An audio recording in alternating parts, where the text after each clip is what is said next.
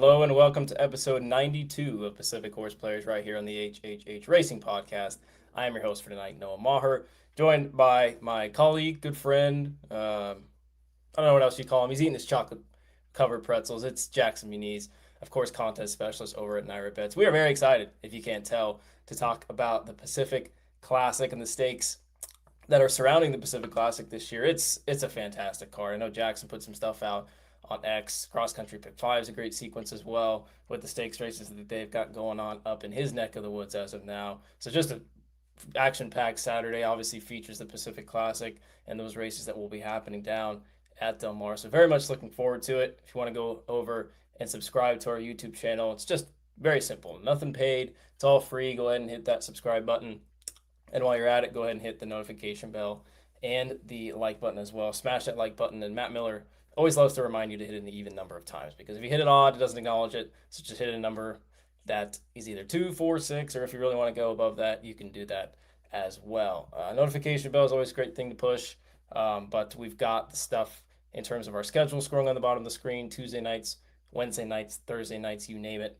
Good stuff coming to you all 3 of those nights during the week, of course. And we've got some stuff to remind you. Of course, you can listen to us on Apple Podcasts, Spotify, and Anchor. Regular Power Picks tip sheet, of course, you know all about it. We'll talk a little bit more about something that's happening on Saturday in just a few moments. And you can find out more about us at our website, hhhracingpodcast.com. Jackson, I like the sweatshirt you've got going on for tonight. How you doing?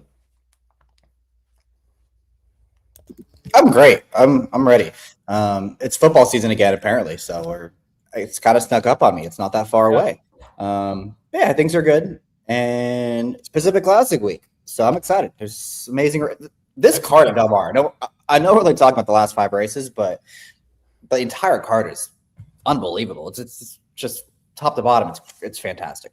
Well, I feel like we're biased too, being on the West Coast and following West Coast racing. But when you see other outlets that are saying, "Oh, Del Mar's got a great card," then you know that it's a real deal on Saturday. So looking forward to that. By the way, the NFL thing, I feel the same way, because I'll walk into a restaurant and be like, "Oh, like, was that a game from last year or whatever?" No, it's preseason. I was like, I had no idea that was going on. So. The Eagles played last week. I had no idea. That's how much I pay attention to preseason football. But I actually got a text from our buddy Ryan Petruniak saying he's betting on preseason football as we speak. So, to each their own.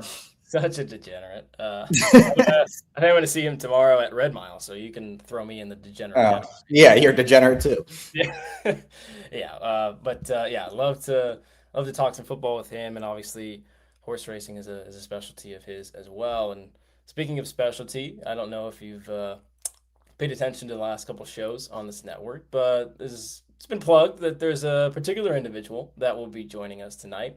To give you a hint, he is the host of Picks and Ponies. He is the founder of the HHH Racing Podcast. And most importantly, it's his birthday today. Howard Kravitz, birthday boy. What's going on, my man? It's my birthday? It is. Well, thank you, Noah. How are we doing? I'm just, the first 31 years of my life were great. But, now that I'm on 32, it's going to be even better. So anything going on in horse racing, guys, lately? I haven't really been paying attention. I don't know. Is it a Pacific Classic this Saturday, right? Yeah, I mean, other than that, I think it's been a pretty standard week, right, Jackson? You just have any words for me? I do want to thank a bunch of people, shout out to people that wish me happy birthday on X and other places and our own family. So thank you. Very, very nice. Number 55. So got to bet a lot of 5s this weekend, apparently. Maybe some of my top picks will include 5s. But thanks for having me on, even though I invited myself on. But no, seriously, guys, I really haven't had a chance to be with you two together very much on our show. So you guys do an awesome job, of course, on Pacific Horseplayers and other avenues as well. But really excited about this card. Jackson's right. This whole card is great. The Ben Boozen guys did the early pick 5, Jackson, last night. I mean, the early pick 5 ends with a win and you're in for the Breeders' Cup and the Green Flash. Yeah. So, yeah, looking forward to it, guys. Yeah, definitely agree with that. Of course, go ahead and go check out those B&B boys, because I know they did a good job with early pick 5. I haven't even had a chance to check out those races, but those 5 are good. Green Flash is always a great race, and even race 6, from what I've heard from a couple people, is a really stacked 2-year-old race. So action-packed when it comes to races down on the southwestern part of the country on Saturday. We're going to go ahead and get into it. Pick 5 starts in race number 7. Salon Tops are claiming for $100,000. A mile event on the turf going 8 furlongs, $82,000 purse. Fields up on the screen. We finally have numbers in morning lines. And the morning line favorite here is the number 10, First Piece, in for the $100,000 tag. Mike Smith rides. Mark Glatt trains at 7-2 on the morning line. Boys, let's see how we kicked off this sequence on Saturday. I'm going 2-12-5. Jackson's going 5-13-2. Howard's going 5-4-2. So fives are wild for the co-host on the panel. We're going to start with the birthday boy, Howard. I'm going to let you talk first about the number 5, American Hope. Another one in for the tag for a, as much as I wouldn't like to admit, a red-hot Joel Rosario. Ryan Corner, 8-1 on the morning line. What'd you like about this runner? Well, I don't know how you guys feel, but when Pete and Paul pick the same kind of price horse that I do, I have so much respect for those guys as handicappers and people. It makes me feel good. The fact that Jacko's got the same horse that I have on top to start the show does make me feel a little more confident. Yeah. I think this one's a bit underrated, guys. I mean, you go back 3 back. I ran down, a pretty good field. It was a mile and an eighth. I don't know how Jackson feels.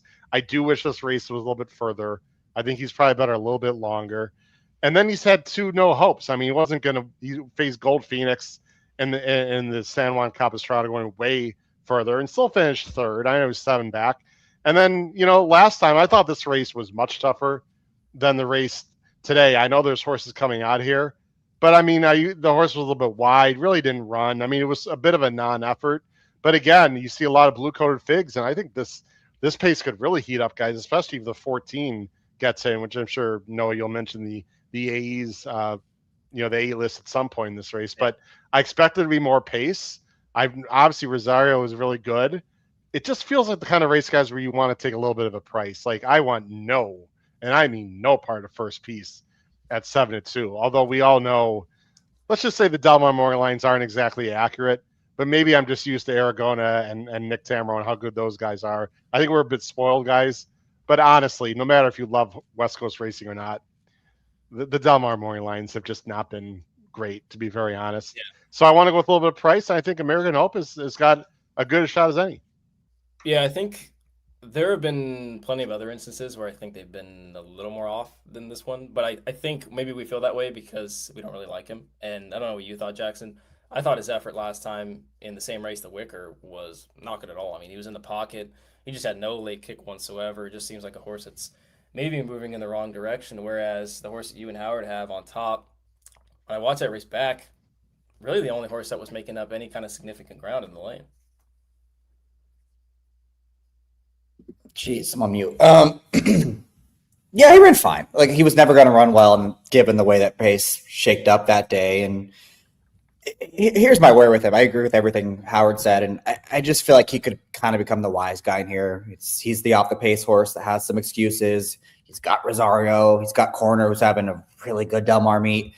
I wonder if we actually get 8-1 on him, and if he gets bet in here. Like you guys said, this is a really difficult race. If he is 8-1, I would bet him all day. If he's not, if it comes down to 4 or 5-1, then I would probably pivot elsewhere. But no doubt, I think he has the credentials to win this. And I agree with Howard's main sentiment that this pace has to be hot. And I think he is the closer that I want. Yeah, it probably figures that Charlie's to blame might be part of that. Howard, I've got him on top mainly because I think there's an opportunity where he gets that coveted pocket trip. Obviously, a horse that prefers to be forward, and Ayuso, I mean, it's no secret, has ridden him beautifully the last couple of times. Lost to Detain last time out, who I'm sure we'll talk about in the finale. That comes as race 11. And the one thing I keep coming back to, Howard, we talked a little bit about it when we did our Weekend Warrior show last year. When these rails come all the way down, the inside path or two is just so much better than the rest of the turf course. I just envision him getting a trip where he's on that for a good majority of this mile journey.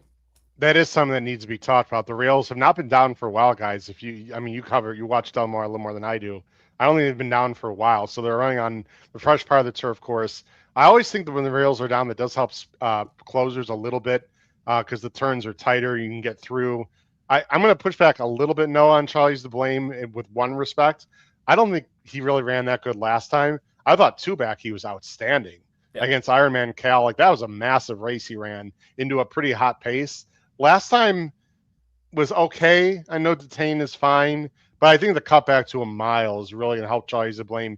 In a weird way, I know he's 5-1. I don't know how you guys feel. I actually think he's the horse to beat, but he's untrustworthy to win against this field, in my opinion. Yeah. How do you feel, Jackson? I was a little shocked that he was as high as 5-1. I thought he'd maybe be close to the 7-2, 4-1 range, but he seems one of those horses like if he's a must use for me, but at a price maybe lower than that, I'd be a little reluctant to take on the win end. I think he's priced probably pretty appropriately. I mean, you got to feel at 12, and I do think First Piece will be favored given the amount of money he always takes, and given this he's been facing stakes company. It's a horse I think will just generate a lot of buzz. I don't know. I think I agree with your first point that he's going to get a good trip in here, whether it's in front or sitting in the pocket. I just don't know if he's also a standout, and again, this is a race I think I want to be very price sensitive. I don't know if I want to be betting him if he's a second choice in this race because I don't know if his credentials are that much better than the rest of this. A lot of other horses in this race. Well, let's talk about a horse that just finished a nose behind him, Jackson. You know him very familiar because I actually picked him in the Daytona. I think he's like 30-1 on the morning line. A little interesting. Yeah, He actually ran just fine last time. Was a little wide on that journey and ran just fine. I feel like if he draws in and even the 14 packs a wallop, who could probably make some more noise. Uh, this complexion could change even more than what we already see on paper. yeah, he's just another one that is going to be coming from off the pace if he does draw into this field, and with him having the 13 or would be the 12 post, I guess.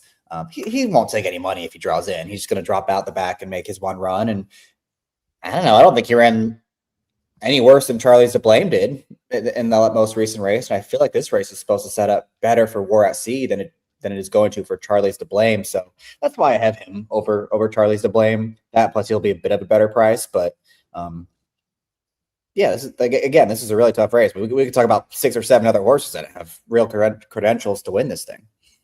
Yeah, I like the direction you're going with a bit of a fuzzy and a horse that should be a price. Speaking of price, Howard, you've got the number 4 Arrakis in second. We actually I did the DRF show last night with Gino, and he made a good case for this horse with some big efforts at Del Mar. Really?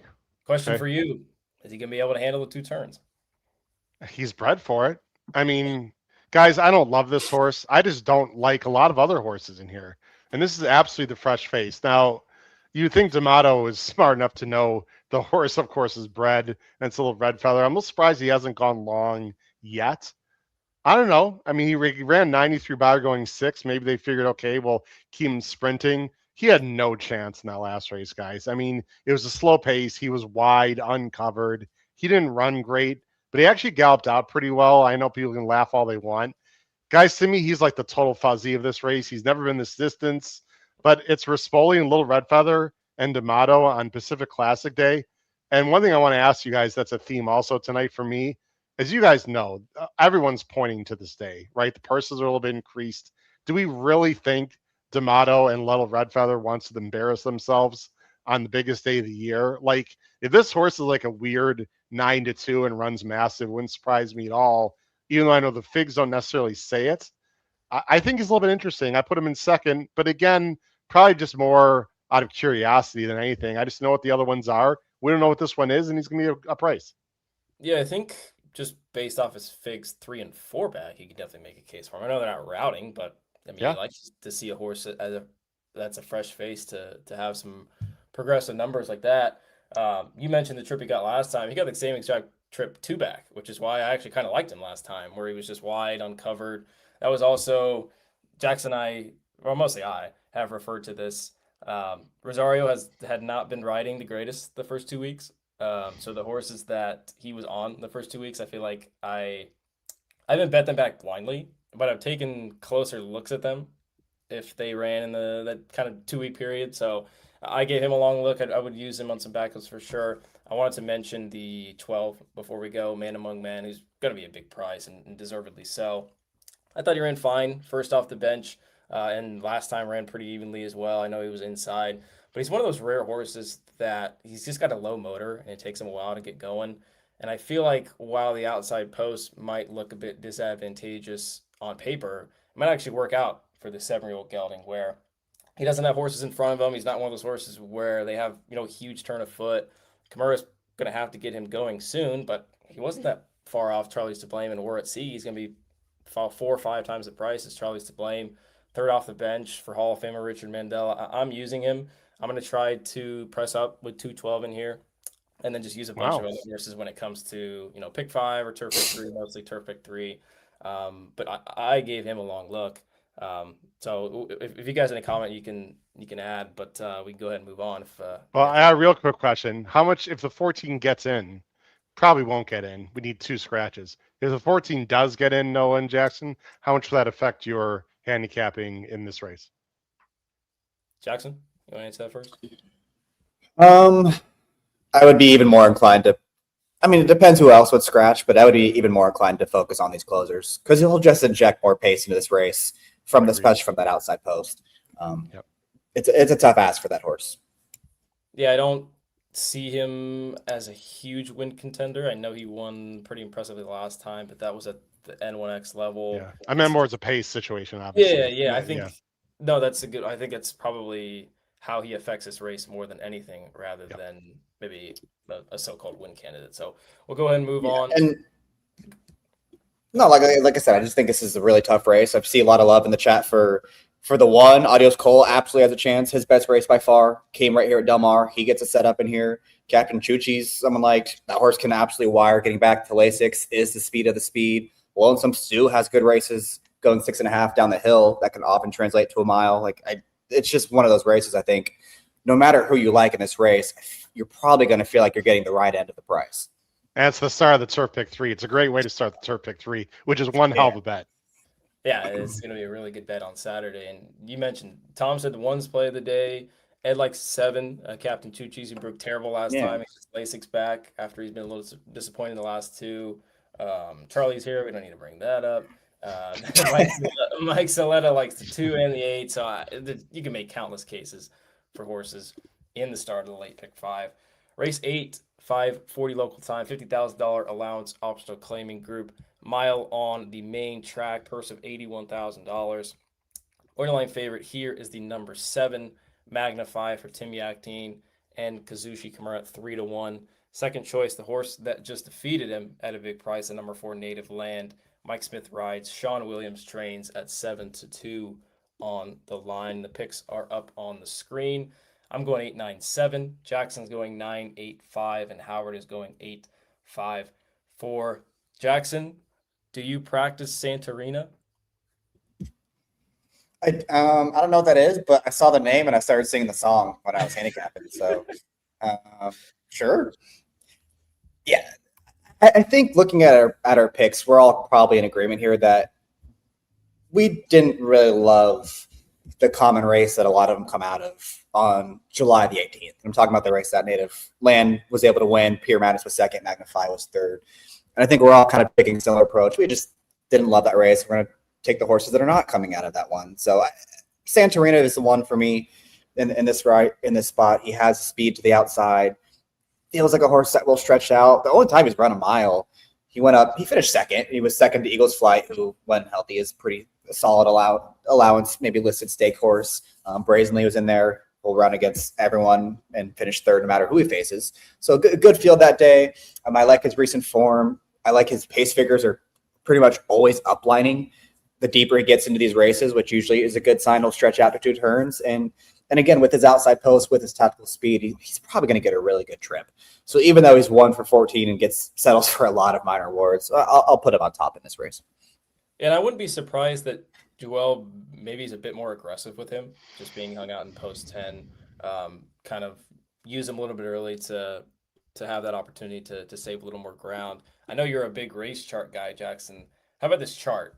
Literally nobody moved in that race. First was second was first, second was second, third was third. I mean, it was such a merry-go-round race, and I actually liked him in that race as well. And it was also one of those races where there was originally a lot of speed signed on, and it didn't really materialize. San Siro was drawn on the inside and scratched. Duke Silver didn't break at all. And once Aaron's got the lead, I mean, the complexion completely changed. And I want to ask you this: was Santarena a little closer than he prefers, or was it just a race that didn't necessarily set up for him? Um, I thought he just ran fine. Yeah. I don't. He was up close to the pace, and no one really moved. But he didn't run that great. I just think he's a good candidate to stretch out in this race. I know he's only done it one time, but again, I think that came against a better field than the field he's facing in this race. Howard, we will go to you. Your top pick, my top pick, the 8 Clouseau. Howard, it's funny. Not often do you see a 9-time winner be eligible for this condition and not be for the tag.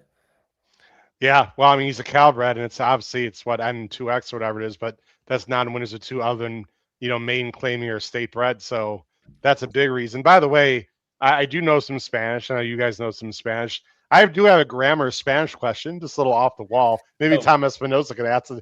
So we cannot roll the R's with Santarena because there's only one R. So we can never say Santarena because there's only one R. Is that grammatically correct? Just honestly asking. That's a question for this gentleman at the bottom. Although the one time I tried to ask him and have me help him out, he just totally left me out. Well, I didn't want to put Jackson on the spot. We've got plenty of smart people in the chat too. I just anyway, you don't have to answer that, Jackson. No, isn't Clouseau like by far the horse to beat? Am I crazy? I mean, he's been good. I don't like the July 18th. You hit the nail right on the head. I really don't want anyone out of that race. Clouseau is good. I mean, this is a really nice caliber. He's almost won $500,000, Noah. I'm not concerned about the distance at all. He can be forward or he can come from a little behind. I thought Getting By is a very fast horse. They lost to last time. I don't think Clouseau won 6. He broke a little bit slow. He rushed up. He ran a big race against Getting By. He's been not that far off from Vaca Vaca. And I mean, you can go back, look at his form. Fresu is on. There's a lot of things to like here. And I'm 100% confident that the 2 turns is not an issue. I like Santarena Jackson, but I'm concerned about the distance because the dam side is very sprinty and he's only gone the distance once. I'm not suggesting the 9 can't win. It just feels like there's a lot of horses here, Noah, that don't necessarily want the 2 turns or are just sort of meh. And this is the fresh face of this group that, boy, if he gets a good trip, I'm going to do something unhealthy if he's 7-2 or higher, frankly. Yeah, he's a fresh face and in good form too. I mean, the race he ran 2 back. Anytime you get a 1-on-1 buyer, I mean, you have to be taken seriously. And then last time, like you said, I mean, I don't think there's any shame in losing to Getting By back in June. No. He was a vet scratch at the beginning of the meet, but they've kind of taken their time, and it's been a while since then. And it's also Pacific Classic Day, so Georgie P knows what he's doing. And he's also heating up at the right time as well. I think the biggest red flag when people just kind of look at him at face value is the fact that he's 0 for 7 at Del Mar. But if you dive into those races a little more with a fine tune, this time last year he lost to Lyle Song and Del Mar Jerry, who ran consecutive mid to high 90 buyers at the time. I mean, they were in career raging form at the time. And his other races of recent at Del Mar, going 8 furlongs, he drew way outside. He made this big move around the turn. That was a good field on Breeders' Cup Day. So he's faced some serious horses at Del Mar, and it's not like there's any shame in the 0 for 7 when it comes to the recent form that he's shown at Del Mar. So I just think there are a ton of things to like. Georgie's really got him in good form and just the horse that I can definitely bank on when it comes to playing this pick 5 sequence for sure. Yeah, he'll be favored, right? That's the only reason I don't have him on top. I don't think he's 5-1 here. I think he'll be 3-1. Yeah, I could. It's a tough one. It's a tough one to read. I could see the 7 being favored. I just don't know if the public's going to be as down on that race as we are. Hey guys, the 7 should be going like in the Pacific Classic. The 7 is so one pace. He's like blow, like he has no acceleration. I'm not saying the 7 can't win. I probably just put him in the winner's circle, guys. I know you got him 3rd. Jackson, you have nowhere. He's so one paced. I mean, it doesn't look like he has any kind of acceleration at all. If the pace is hot, do we trust this horse to like come from further back and like go by the field? I don't get it with this horse. I don't like this horse at all. If he wins, I'm wrong, Noah and Jackson. Plain and simple. He's just plain and simple, a tough one to read because he'd always been a little more forward. And last time, for whatever reason, he didn't break all that well. He No. kind of got shuffled back, but KK was like hammering on him like in the early part of the race. I don't know what it was. Maybe he just wasn't himself that day. He ran And fine. on the far turn, like that Baffert 5-year-old. Like he was Yeah, asking, he was like all out right before the far turn. It was crazy. It was weird. It just he didn't seem himself. I think if you want anyone out of that race, it's probably him. But I don't know. We could be right in the assumption that just wasn't a great race. I just kind of feel like Pure Madness kind of ran around there, and so did Native Land. And when it comes to Native Land, I don't know if I want to take 7-2 on this runner after he was, paid $46 last time, Jackson. Yeah, I agree. He's a speed, so he's dangerous. But how much is Charlie going to bet unless Charlie double? Charlie's to blame into Charlie Foxtrot. Charlie, you got to bet a few bucks on this, please. Yeah, he's got to. I'll leave it up to you guys. Anything that we didn't hit on? I know we talked about some of the outside runners. We talked about that common race in general. Howard, I know you have Pure Madness. Is that more of a up and comer that's just as honest as it gets?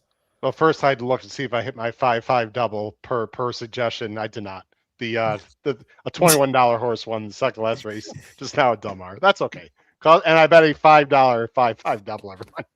Anyway, he lost to Naveland. I thought he was making up a little bit of ground. What has Pure Madness done wrong in his dirt efforts? 85, 92, 93. I know he's been a bit ouchy. He's already a 5-year-old with only has 6 starts. I think there's a little room for upside here, guys. I love Ayuso. A little more forward, inside-ish trip. I think he's logical here. I like him a hell of a lot more than Native Land and the 7 personally. Yeah, I think it's definitely gonna be interesting. I think there's small cases to be made for others. I do like the opinion that we have on Clouseau, Howard. I think he's definitely one that has got a good chance in there. And maybe we do some singing with Jackson after the 9's able to get the mile.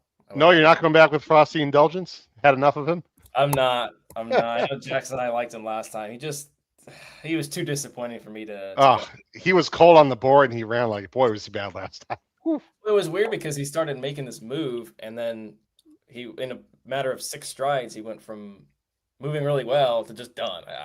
I don't know what it was. That last work was, they must, I don't know. I'll have to see watch it but anyway. Yeah. Well, I'm glad if I'm off, then Jackson's off too, because I know he liked him a little bit as well. So, yeah, because I've been on fire lately, so you got better listen to me. Yeah. We'll go ahead and move on to race number 9. Race number 9 starts a bet that I have basically played about as many times as possible when it comes to the Del Mar meet. It's a $3 late pick 3. It begins with the Grade 1 Del Mar Oaks, 1 1/8 on the grass for the straight 3-year-old fillies, $300,000 purse. Good to see some shippers come over. Shippers in the likes of the number 3 Tam Tam, the number 9 Kensington Lane, who won a Grade 1 over in Jackson's neck of the woods not too long ago. Rating Party we saw come back in the San Clemente a few weeks ago. Just a good, solid field overall. Kensington Lane is your morning line favorite for Phil D'Amato and Joel Rosario. She's 3-1 on the line. Second choice is a shipper not from the East, but from the Far East. She is Green Carrera, Umberto Rispoli, Joseph O'Brien, 7-2 on the line on this runner, and the picks are up on the screen. I'm 3-10-4. Jackson's 3-4-9. Howard is 9-3-10. So we see this race somewhat similarly. Howard, you are the odd man out, so I'm going to go to you with Kensington Lane.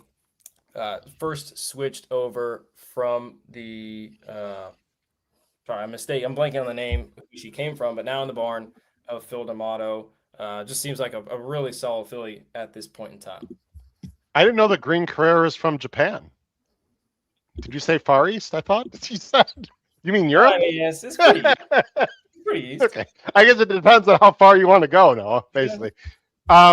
Guys, I think the main question you have to ask yourself, and I think myself, Jackson, and Noah answered the question already by looking at this race, is do you want any part of the West Coast-based 3-year-old fillies? And we're all resoundingly saying no, which I completely agree with you guys 100%. We probably just put one of those horses in the winner's circle. But, Guys, I won't say I'm embarrassed by this pick because like this is the moto horse, right? I don't like the West Coast based fillies. Green Carrera could win, but I have questions about her. I'm not sure Tam Tam wants the distance.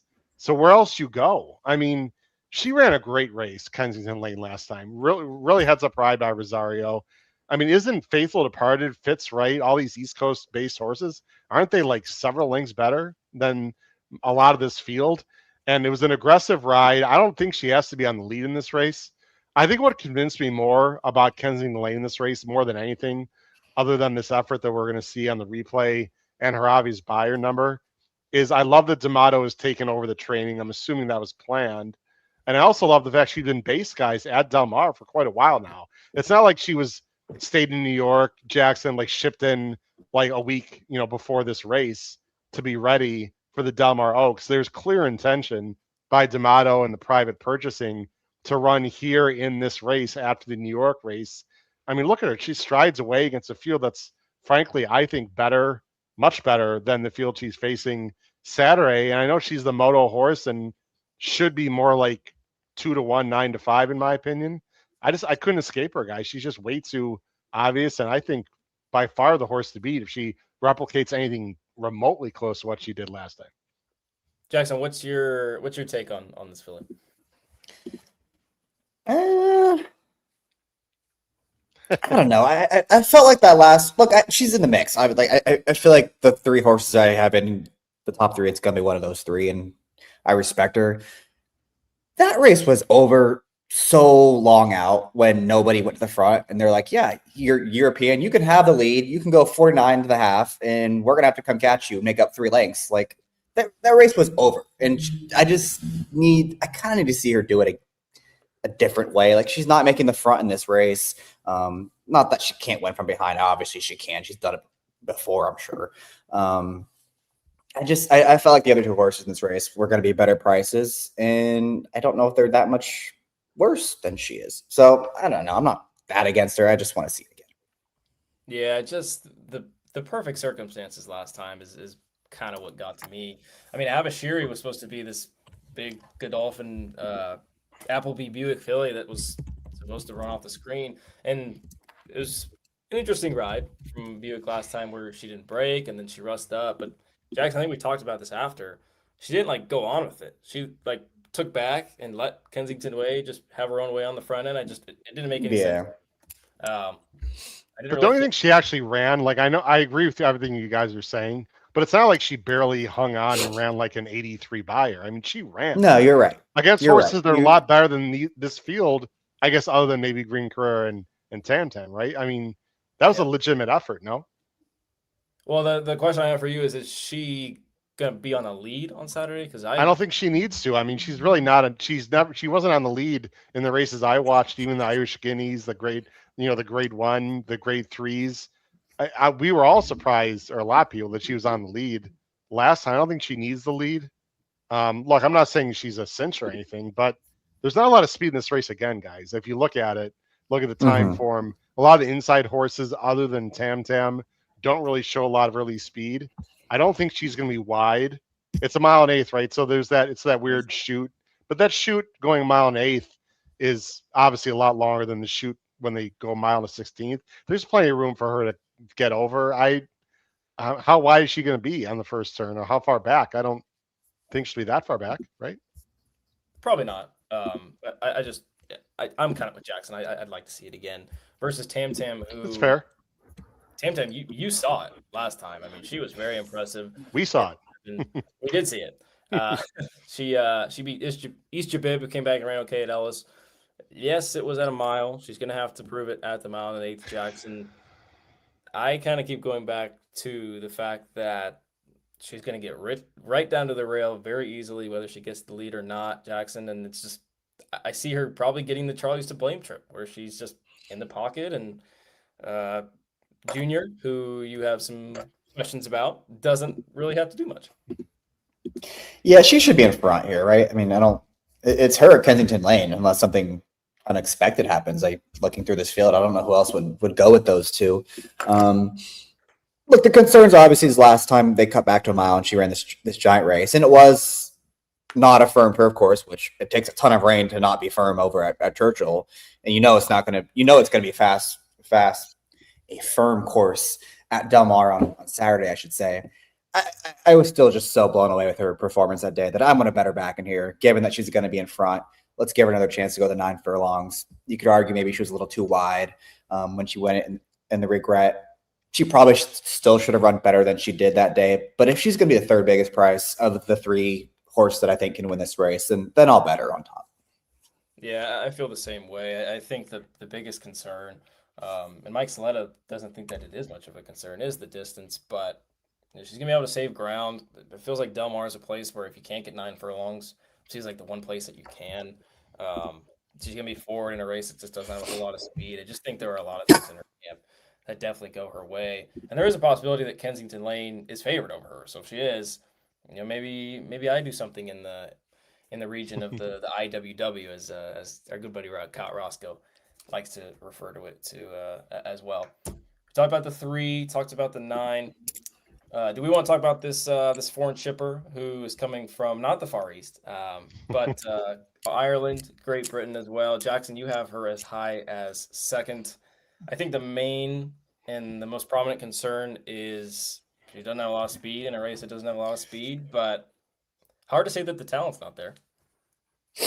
Yeah, I guess my counter to that would be, again, if I'm looking at this race through the lens of there's only 3 horses that can win, the other 2 horses might both want the lead, and then if that ends up coming to fruition, then she is probably the best closer in this race. She won at Royal Ascot and beat 30 horses that day doing it. So, I mean, she can obviously run a little bit. She's been running well overseas. I probably need to do a little more research on her, to be perfectly honest. I'm not super familiar with the European form, and I'll probably try to ask some people that are. But if I hear enough good things, I would have no problem putting her on top. Howard's got an answer, Howard. So I watched both of her races, her last 2 races. The Ascot one, I was betting it live. So I'll just give some information. People can take it for what it's worth. That was a handicap race, so that's like a very high class allowance race, basically at Saratoga Del Mar, that she won 2 back. She actually got to the stand side rail, and the stand side rail that day was really, really good, and she ran huge. She completely exploded 2 back, but she did have the best of the track. So just want to bring that up. Last time, guys, she doesn't break well either, Jackson. That's a major problem for me. I know it's a 1.8 miles, but she has trouble breaking out of the gate. I can't imagine that's going to be any better on Saturday. Last time she didn't break great, and she made a nice move late, but lost to a horse that she probably should have beaten, and she was jinking left and on a wrong lead and just goofy. This is a goofy son of a gun. She can win, guys. My overall thought, knowing Jackson, is that she's going to be a massive underlay. I think she's going to be really overbet here. I guess the way you guys feel about Kensington Lane is how I feel about Green Carrera. So one of us is probably going to be right. One of us will be wrong. I think that just sums it up. Distance, I don't know. I mean, we should probably stop saying these Euros can't get the distance, right? I mean, we seen it enough in New York to disprove that. The distance is not a concern at all. It's class. She's just goofy. She doesn't break. She's going to be coming from the back of the pack in a race that doesn't have a lot of speed. Like Tam and Kensington Lane are both going to get the jump in theory. That's why I don't have her in the top 3, but she can win, guys. I'm not discounting her chances. That's my opinion.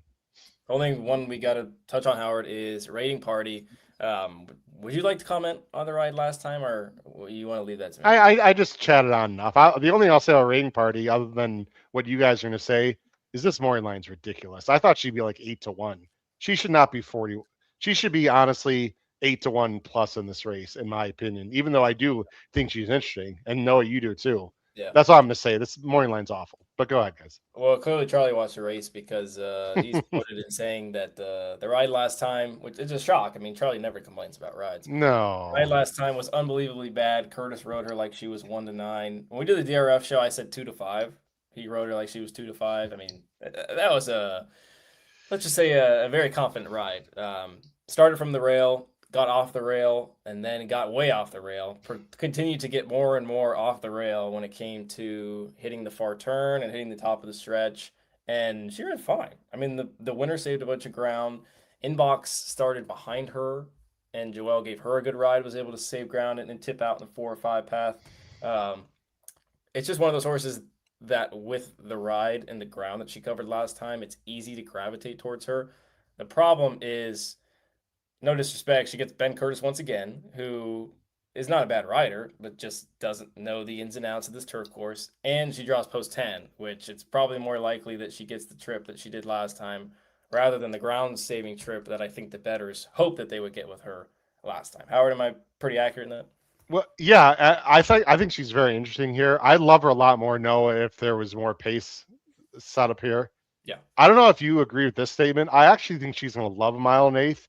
And of all the horses here, like the way she actually galloped out well in that race. She's got a long stride. It feels like to me, Noah, watching her run, it takes her a little while to get going.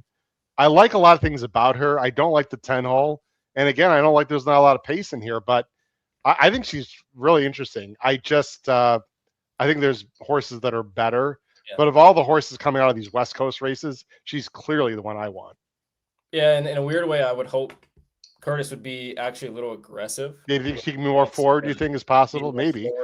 Rather than trying to take her back and try to make one run, because I think that's probably the formula that they're going to try with the Euro. So, well, in the debut, I mean, she wasn't that far off a quick pace, right? And then two back, it almost felt like they purposely took her back last time, thinking something would develop, and it never did. She's interesting. I'm going to use her. I just think their ones are better. Yeah, definitely interesting for sure. I'm definitely going to use her. I think a lot of my tickets when it comes to the Turf Pick 3 will probably be centered around Tam Tam with the trip that I see her getting. Some extreme backups with her, because I think if you're playing a bet like the Turf Pick 3, I don't know if she's going to play 4-1 in a race like that. I think the money might be centered around the 9 and the 3, maybe even the 4 as well. She might even be fourth choice when it comes to a bet or the pool as well. The one thing about Tam Tam that I completely agree with you guys 100%. Like if you said who's almost guaranteed to get a great trip in that race, it's Tam Tam. The question is she good enough at the distance? But yeah, I think she's going to get a great trip. I have no issue with you making a major play on her. I think it's very, very logical. All right, boys. Let's get into it. Grade 1 Pacific Classic. It's the feature on the card. It's the feature of the entire meet. And this race, if you would have asked me how this would have shaped up a couple weeks ago, I wouldn't have had a very confident answer for you. Definitely shaped up a little better than I think we anticipated. We've got a field of 11 on the screen, $1 million purse, 1.25 miles on the main track. Lots of kind of small stories when it comes to shippers and fillies and horses from the Far East. I think that's a good way to put this runner. But the main story here is with the number 11 Knightsbridge, 5-2 on the morning line, coming off a 122 buyer last time at Monmouth Park. Junior Alvarado, of course, in town to ride. Bill Mott, of course, trains 5-2, like I said, on the morning line. Second choice here is the number 2 Ford Steele, one of 2 Safi Joseph runners. Edwin Gonzalez rides here. He's at 5-1 on the morning line, and the picks are up on the screen. I am going 3-10-11. Jackson's going 7-9-11. Howard is going 6-11-7. So we all have Knightsbridge in the mix somewhere, but in general, we are trying to beat this Godolphin runner.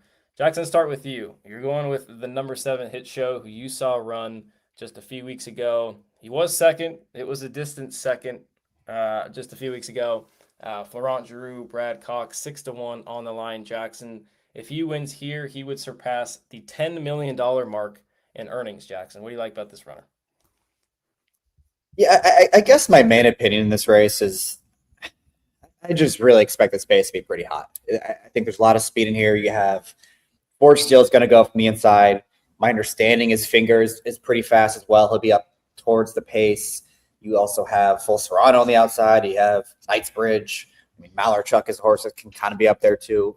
I just think this pace has to be pretty fast, and I'm looking at horses to come from off of it, and it feels like It Show is the most trustworthy closer in here. And I know last time he ran just okay in the Suburban. No one was going to beat Phileas Fogg once he got the easy lead in that spot. Thought maybe you can make the argument maybe Hit Show's a little closer than he typically likes to be as well. And I just think, especially going the 10 furlongs, he's going to get. I think he'll be perfectly fine at 10 furlongs, and I trust him the most to close into this pace. So I'll pick him on top. know if he's going to be 6-1. I can see him coming down a little bit from that. But I do want to bet him in the spot. Yeah, he kind of feels like the obvious closer, which Yeah. I don't know. Maybe he is.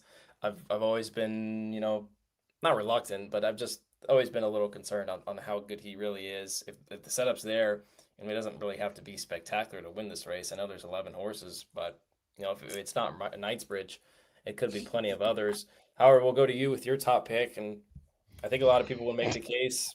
If you like Kid Show, how do you not like Original Sin, who beat him on the square two back in the blank? I love what Ed Burke, by the way, said in the chat. You got to bring that up, because it cracks me up. Should I do Well it? done, Ed. Ed, well done, Ed. Guys, maybe I'm getting up there in age and I'm going a little senile, and I will admit this. First of all, I agree with Jackson wholeheartedly. There's got to be speed in this race. Like, are we really going to believe they're going to let Knightsbridge walk the dog in $1 million race? I suppose he could. I don't think that's going to happen. I have a feeling, guys, something weird's going to happen here, and I'm playing a lot of horse in this race, and if you like Original Sin like I do, and frankly, I don't know if he can win, guys. Maybe he's just a bored horse on any type. You really got to look at some recent things, and you guys know I deep dove, so just give me a second here. If you recall in the spring, I'm not afraid to throw some long shots out there. Sometimes they work out, sometimes they don't. Jackson, you like to play a lot of prices too, and I have a lot of respect for that. I threw out Otino, I threw out some other horses at bombs underneath in the spring. Take a look at this horse really carefully, guys, okay? He's an improving 4-year-old for Brendan Walsh. By the way, look at the sire. I think there's a pretty good 3-year-old who liked 1.25 named Golden Tempo, sired by Curlin. He obviously had his breakout race against a field much, much easier, 3 back at Keeneland, obviously. Okay. But what I like is he's becoming a little more tactical. He beat Hit Show, who was coming off a layoff and, got a bad trip. There's no doubt about that. I mean, 2 back, running in 91. I think the 2 reasons I like Original Sin a decent amount here is, 1, I think he's going to close, and 2, that last race is a complete toss. We know what Phileas Fogg did, but guys, if you watch the replay really carefully, I encourage people to watch the replay of that race. Jackson, I don't know if you remember the Suburban, but there was a lot of kickback that day. I don't know what was going on. It reminded me of some races in the winter at Aqueduct. And Original Sin was like completely covered in like a cloud of dust. He was in behind horses. He was never comfortable. He didn't break great. And he actually did make a middle move, and then they just stopped on him late. And he could have lost by less, but they just wrapped up on him, guys.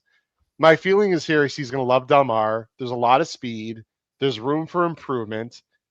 If it's not Knightsbridge, it could be a lot of horses. And if you look at the time form, if you want to do that, no. If you don't, that's fine. His best time form numbers, I'm talking about Original Sin, actually fit with almost the entire field. I just think something weird's going to happen here, guys. So I'm going to go a little bit of a wacko opinion with the Original Sin. The pace has got to heat up. He's got to run the race of his life. I think it's a chance to be in the money, guys. I really do. I think it's interesting that Walsh sends him over. And 2 other quick things. I don't mean to carry on. No. He's been working with Mashallah. You guys know that horse, very fast filly, and doing it well. He's also been working with Proctor Street, who just won. And last thing, JJ with Walsh, guys. You ready for this? JJ with Walsh, last 5 years, 3 for 4 in the money, and 3 of those were 15 to 1 shots or higher. So Walsh doesn't throw JJ on like just because. I don't know, guys. I probably talked him to a last place finish, but I just think he's a little bit interesting in a race that I think could fall apart and something really weird could happen. So I'm going to go there. I like it. I don't really have anything to push back on. I think the main concern is probably whether he classes up or not. But Jackson, Probably not. We talk about this. We've talked about this at length before. If you're a little light on figs, race falls apart.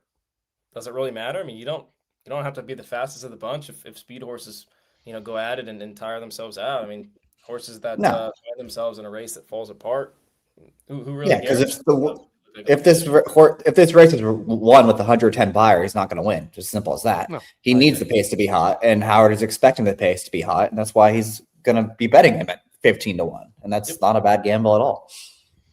Not at all. Jackson, can we go to Knightsbridge? We got to talk about Knightsbridge. We're beating around the bush too much. Let's talk about it. Go ahead. Jess, we're talking this horse into a flight line win by 10, right? Yeah, I know. I'm going to, and I'm stubborn. I made the biggest bet of my life on this horse on Derby Day. He got a perfect trip, and he stunk up the joint and was absolutely terrible. And he's done nothing but be amazing since, and did nothing but be amazing before that. Um, the reason I'm against him, and I'm sure you guys feel very similarly, is the Monmouth Cup. I mean, I don't even care about the speed figure. You can say it's 15 points too high, and he's still a major contender in this race. But the circumstances he achieved that are just so different than the way this race is going to unfold on Saturday. There was so little speed in that race that Skippy Longstocking was pressing the pace. Skippy has no speed whatsoever. That's not going to happen in this race. There's going to be much more pace up front. I'm not saying he can't win from off of it because we've seen him do it plenty of times before. I'm just a little. I don't want to be betting him at a short price. I could see him going much lower than 5-2. He could be closer to 8-5 ish. Won't be surprised at all. I don't know. He's just not the type for me. I want him to prove it again that he's actually a 1.25 mile horse. Again, I'm not going to be surprised at all if he is, and he's this good, and he goes on to the Breeders' Cup Classic after this. But I just don't want to be gambling on him. Yeah, I'm with you. And you said 8-5. I think he could be 6-5 even money. I think he's going to get crushed. I mean, people are going to see the 122 buyer and then just go ballistic. I agree with you, Noah. From a pick 5 perspective, he's probably going to get bet more in that pool than he is even in the win pool. I mean, every ticket is going to have him in the pick 5. If you beat him in the pick 5, I mean, this is going to be so much more beneficial going forward than the $14 or the $30 even that you could make on your 2 top picks. I mean, it's just, I feel like if you're playing the pick 5, you have to single or you have to toss, as Ed's doing. Ed's going 5 deep and not including him. I love that. I love what our Stephanie just said in the chat, by the way. Totally 100% agree with him on every. Go ahead.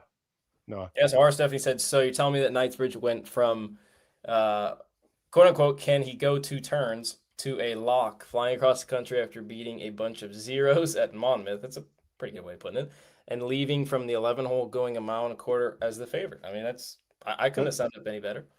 Do we really think, look, he can win? Obviously, I'm not going to go on here for too long.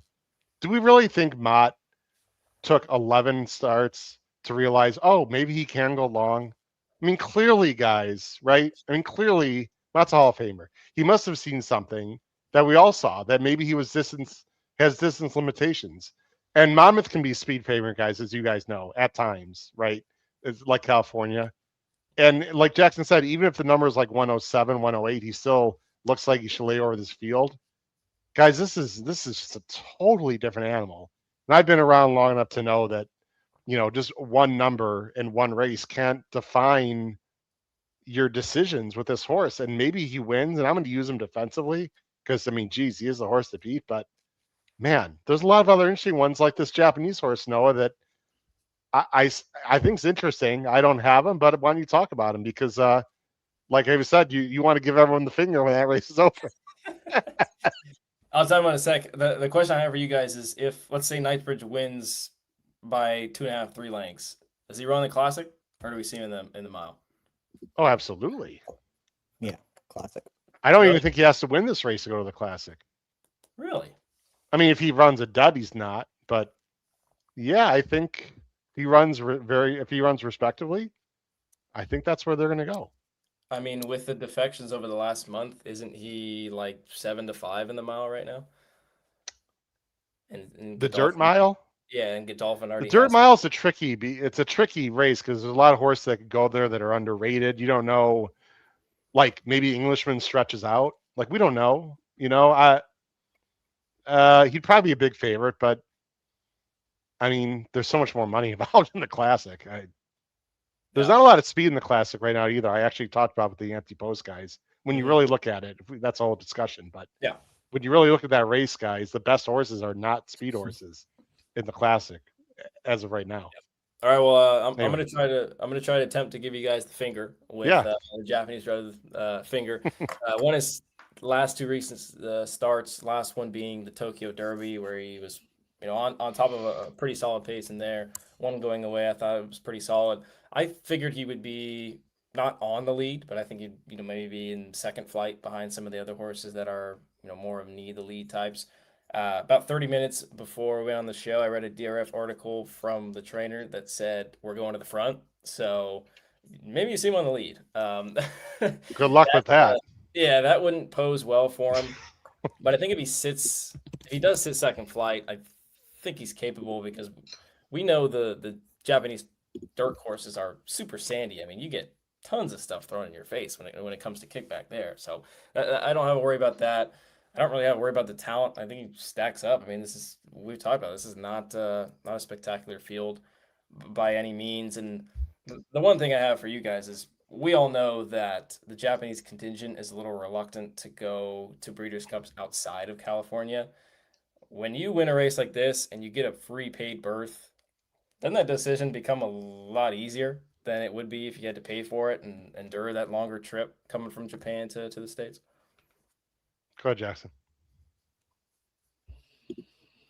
I mean, yeah, I mean, obviously, if he wins this race, they're going to have a decision to make whether they want to go back to Japan for I believe it's the final leg of the Japanese Triple Crown. Don't quote me on that, or the Breeders' Cup Classic. But yeah, I don't know if that affects his chances of winning this race, though. Like, I don't know. I don't think that really comes into play too much.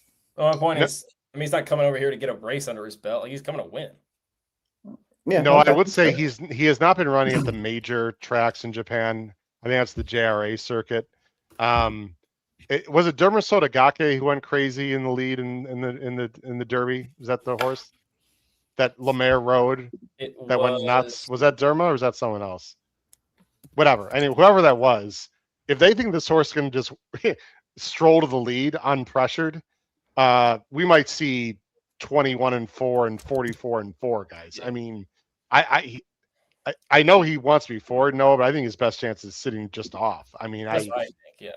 I can't imagine he's going to be fast enough to be on the lead and win. I don't think this is a T.O. Elvis situation, guys. I really don't. I have to do a little more research, I have to admit. I got no problem with your pick, Noah. But I think people are getting a little too carried away with this is the next Forever Young. I love that Connection's doing this. I think it's awesome. I have a feeling he's not nearly as good as some people think. But we'll find out. Yeah, I kind of like him, and I'll tell you right now, he ain't no Forever Young. I mean, he's good, but he's not up to the likes of him. Isn't the board going to tell guys, right? I mean, if he's 6-1, look out. If he's 12-1, forget it, right? Well, I also think the board in this case, not that it's going to be misleading, but maybe a little more misleading than other races, because I think people are going to see this race and go, oh, there's a ton of speed. Oh, there's a fresh face in Japanese. Oh, they've been successful the last couple of years, and maybe he just takes money because of that. Like, if he's in the 5-1, 6-1 range, I'm not exactly sure I want to include him. There's going to be a lot of Far East money, Jackson, from their market bet on this horse too, no matter how good he is, right? You'd think, guys? It is a whirlpool, right? I believe so. That'll definitely factor in if it is or not. Yeah. Sure. I'll touch on Full Serrano real quick, and then we can go ahead and get out of here. Jackson knows the mad love that I've got for this horse. I picked him over journalism in San Diego. We didn't see him because of the foot issues. I think the big knock on him is, he hasn't really rated, but how much of an opportunity has he really gotten to rate? I mean, he was in a suicidal pace in the Pegasus, lost all chance with the break in the Oakland Mile. And would John Sadler really put him in this spot with all the concerns about his health, distance limitations, off this long break, if he wasn't really good enough for this spot? At the end of the day, he's run his best races here at Del Mar. The mile and a quarter is probably a touch too far for him, but I've just been waiting for him to run since the Oakland Mile, and I haven't gotten a chance to bet on him. So it just seems like a race where he's going to be 8-1, 10-1. Like, I got to bet him, right? You love this horse, Noah. No, I love this horse. Yeah, am I thinking that something's there when it's not? A little bit. Just a little bit? I mean, he doesn't want any part of 10 furlongs, and there's a ton of other speed in here. I feel like he's in this race because there's no other race for him in Southern California between the San Diego and the Goodwood next month. I mean, there's just nowhere else to run. He's not eligible for any kind of allowance race. There is no other listed stake around 2-turn, I don't think. But I mean, missing one. You don't have to keep him here. I mean, they ventured out last 2 times. They could easily find a 1-turn mile event at Churchill in a couple weeks. It could. Like he's gonna be way higher than 8-1. So I'm not gonna. That's what I think. If you like him, bet him. Yeah. Yeah, that's why I think he's a horse that I'd like to include because there's going to be so much money dispersed in other places that, I've been waiting for him. I'm going to give him one more shot before I sign those infamous divorce papers. So that is the Grade 1 Pacific Classic. One more race to go. Been some great action in the chat, which I do really appreciate. And obviously, we've been talking about these races at length, but want to plug one more thing. If you are free on Saturday, August 22nd, 8:15 to 10:15 Eastern Time, we're gonna be talking about Del Mar on the airwaves for quite some time. So I am hopefully able to join for the back half of that. I know Andrew's penciled in for the first half, 8:15 to 9:15, and then Paul Halloran, who we've been fortunate enough to see join the chat, will be in that back half as well. Howard, you're going to have to keep him awake. I've got some alarm clocks ready. I went to the store and got some, bells and whistles but Noah, the fans are speaking, man, silently. We'd love to have you on. After, I know you got a long day of work. Join us. What is the big races? 9:30 your time, I believe. It is. Hop on at least for that, my friend. We'd love to hear your analysis. But we understand if you can't. We understand if you can't make it, but we'd love to have you on. No, I'll definitely be back and settled by 9:43, so I will absolutely be on for that race. Awesome. So we'll be. Yes, I'll be hosting. Correct, everyone. Yes, Howard will be hosting. Andrew, Paul, hopefully some others maybe will be joining. But join us for Weekend Warriors August 22nd, Saturday, 8:15, 10:15 Eastern. All right, one more race to go, gents. Grade 2 Del Mar Mile. Always comes up a super competitive race, whether it be last year, a couple of years ago, very competitive. Del Mar Mile, Grade 2. Of course, a mile on the turf, $300,000 purse, field of 12. Very difficult field of 12. The morning line favoritism goes to the far outside with the number 12, El Patente, Hector Barrios, Dan Blacker at 7-2 on the line. Second choice is the number 9, King of Gosford. Just won here at Del Mar a couple weeks ago, earlier on in the meet. Umberto Rispoli rides. Phil D'Amato trains. He's at 5-1 on the morning line, and the picks are up on screen.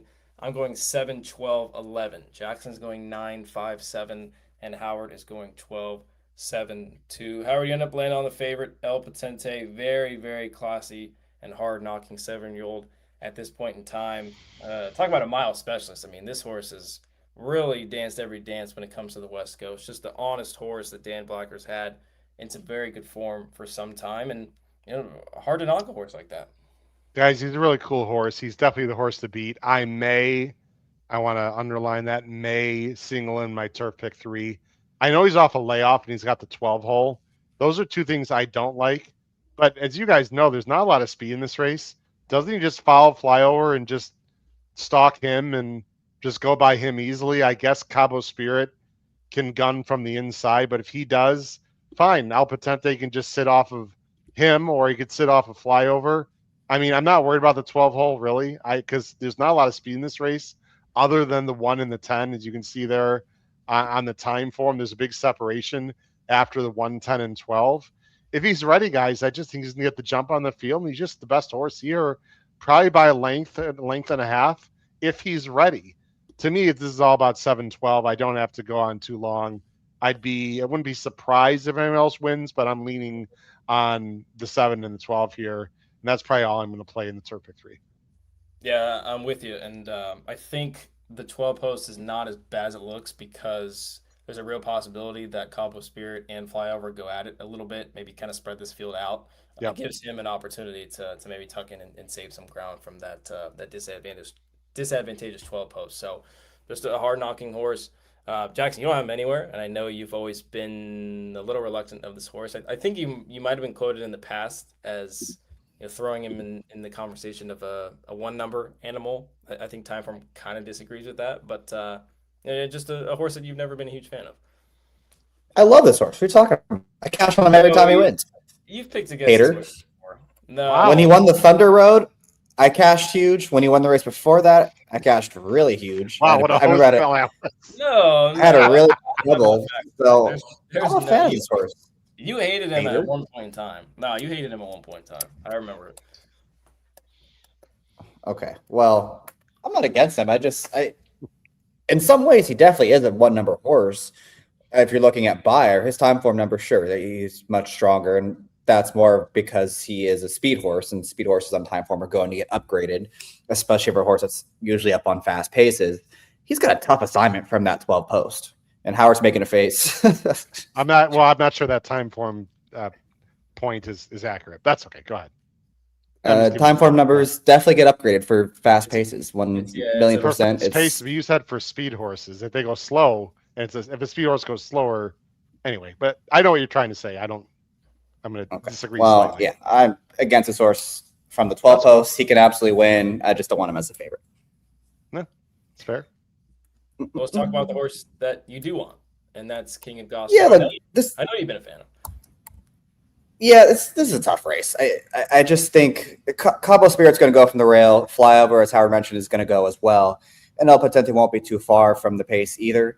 With the large field, it feels like King of Gosford last time showed enough speed where he's going to get first jump on the deeper closers in here. I think he's going to follow those horses, be within 2 or 3 lengths of them.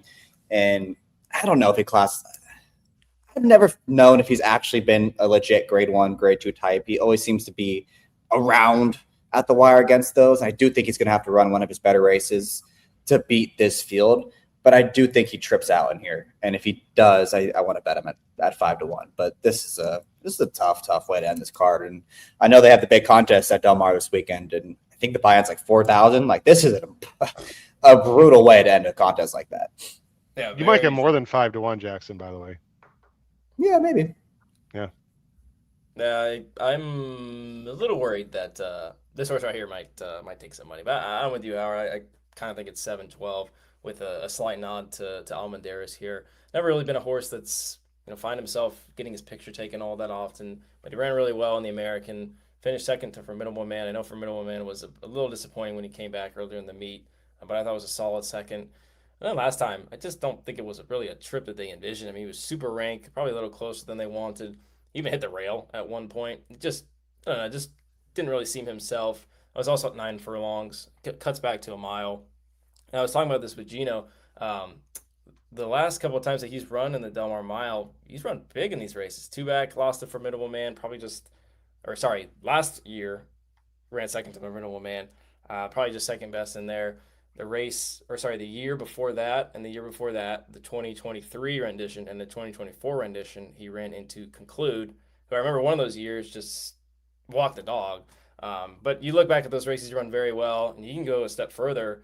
His best races, I think, are at a mile at Del Mar. I mean, you go back to the Wicker in July of last year, ran really well. Just a horse I think is going to be much better suited second off the bench. Love the price at 6-1, Howard. I don't know what you think about him. Yeah, I think we're looking at 9-2. If the pace heats up, isn't this the one you want? This is the one I want. Yeah. If the pace heats up, the pace could heat up, and if Albacente isn't ready, that's where I'm going with like a speed and a closer, and that's it. The King of Gosford's an interesting pick by Jackson. I wouldn't completely discount him, but I think Jackson sort of nailed on the head. I'm just not sure King of Gosford's that good. But there's not a lot that separates these horses. I mean, I got a bomb in for third that I don't think is completely impossible. Yeah. We don't have to talk about the two, but it just, to me, it's 7-12, or could be another 6 or 7 different horses. Yeah, I mean, the horse you got, Seal Team, who ran just fine last time. The bomb that I'm a little interested in is Twirling Point, who ran second to King of Gospel last time at a huge number. So it's definitely a dicey race. Let's put it at that to end things in the late pick 5 at Del Mar. Best bets, Howard, we will let you go first. They're up on the screen now. You're going in race number 10, the good old patented $5 late double, 4, 6, 7, 11 with 7-12 on the back end. $5 minimum, of course, $40 ticket. And then in the Pacific Classic, you're going to try to do some sneaking underneath plays with the number 6, Original Sin. Yeah, well, the double is the Pacific Classic also in the last race. I'm even throwing Substanador in there, which feels a lot like Full Serrano, but not as good. Like, what is Substanador doing in this race in the Pacific Classic, right? Like, Mandel must think he can still run. I don't know. It's a weirdo kind of selection. I'm just going 7-12 on the end, playing a double. Everyone can see it. I know the Knightsbridge from a betting perspective, and I'm sure Jackson or you would point this out, and you're absolutely correct. I wouldn't bet it the way you see on the screen. Like, I would do Knightsbridge for more or less because he's going to be such a low price. But anyway, I would go some kind of combination Dutching 4x2 situation. And just, I would recommend people take a look at Original Sin. Don't completely think he has no chance. He's going to be the second longest shot on the board, probably. And I would use him underneath. I'm going to play a big reverse strike key with him, guys. I don't expect him to win. But if he's 22-1 and he sneaks up, clunks up for a second or a third somehow, I wouldn't be surprised. So I'm going to use Original Sin somehow as a total crazy long shot in the Pacific Classic. Awesome. I like it. Well, Howard, appreciate you joining the show tonight. Jackson, we will go with your best bet. It's a little more simplistic. It is a win bet in race number 10. Again, the Pacific Classic on the number 7 hit show. Yeah, keeping it simple. We obviously talked about that race, and I just think that pace has to be hot. And if it is hot and it sets up for horse off from out of it, it shows the obvious best closer in there. We'll see if he's still the same horse he was earlier this year and last year. But if he's going to be 9-2, 5-1, I think that's a fair price on him.